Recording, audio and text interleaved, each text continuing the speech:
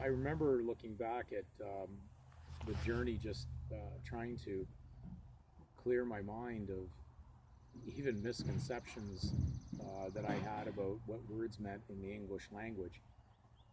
One of the ones that just floored me when I saw it was the word custom, which comes from the word costume.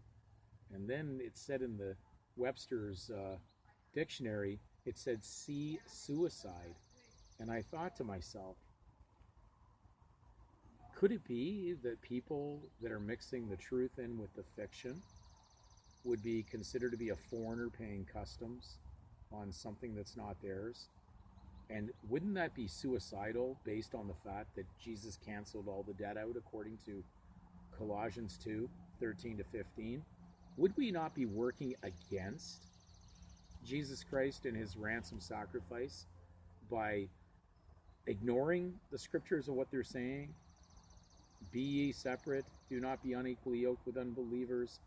Do not touch the unclean thing, which you could only do with your real name, touching something that is fictitious. You can't touch it if you have your personal name taken out. On its own, it can't harm you. A fiction of law cannot harm a man. But when a man believes he's a fiction of law, you got a problem there. He'll try to think he's Superman and jump off the building. You'll find out the law of how fast he's going to hit the ground, and that he cannot fly.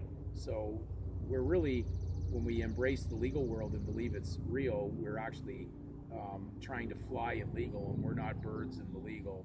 So we're not going to fly, and we're not birds in reality. So stop flapping your wings in the legal, because you're going to crash, and it's going to lead to suicide. It's a suicidal course, because you've denied the complete redemption message from Scripture.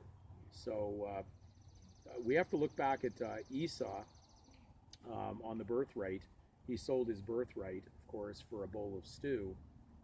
It didn't mean anything to him, so one night he sells it to Jacob, which led to the tribes of Israel, 12 tribes.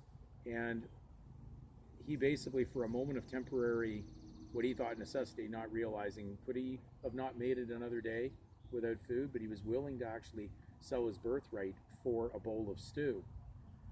Now, the interesting thing is, even despite the fact that it appears that people have sold their graced and forgiven birthright with Jesus Christ for temporary benefits and privileges in a satanic legal system, they really haven't, because you can't do that in reality, because it's not their property. So it can always come back to you based on you waking up to forgiveness, which is always there. And it does require you to forgive your trespasser also, that's also been trespassing on you at the same time. So the legal world, basically will not have a problem when you pull out. Just those deceivers who have been profiting off of it, religious leaders, anything that's in the licensed world is going to have a problem, especially the doctors, all these practitioners that are using pharmakia to deceive, the lawyers that use the legal spells to cast you under, to place an illusionary overhead on you that doesn't really exist. And the religious leaders who will never tell you what I'm telling you right now that's out of Scripture, because they've made a very, very comfortable existence off of deception. Whether they know or not, they're still guilty of it. And so the line is drawn now. Are you going to wake up? Are you going to do the right thing? Are you going to realize that a fail-safe has been put in place that never could they really have your true property, which is with Jesus Christ. So your proper name is the property, not the improper name that appears to be the property in the legal world. Of course, for money, the surname runs all the legal, but it's a surplus as long as you're not making a private claim to it and trying to interfere with how it operates.